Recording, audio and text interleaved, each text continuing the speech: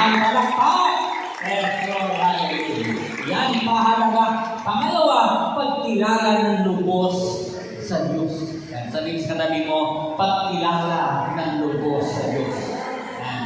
Maraming tao na kung saan binabaliwala ang Panginoon. Bakit? Hindi niyo lubusan kilala si Kristo. Kapag kilala mo si Kristo, kapatid ko, ilalaban mo siya ng sabayan. Ilalaban mo siya ng patayan. Bakit? Si Kristo ang may kontrol ng ating buhay, mga kapatid ko. Kaya maraming tao, pag pinapagsubok, tumatakbo, tumatalikod, umaayaw, bakit? Hindi niya kilala ang Panginoon sa kanyang buhay. Kapag kilala mo si Kristo, mga kapatid ko, ay maniwala ka.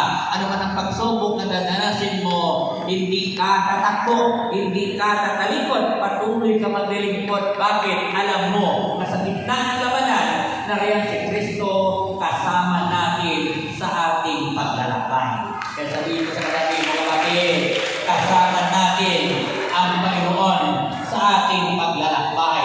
Hallelujah. Kaya, huwag mo sanang isipin ang iyong pangangailangan kapag si Kristo ay kasama mo. Kasi maraming tao na nalilito, maraming tao na hindi alam paano gawin. Bakit? Sapagkat gusto umunlad sa buhay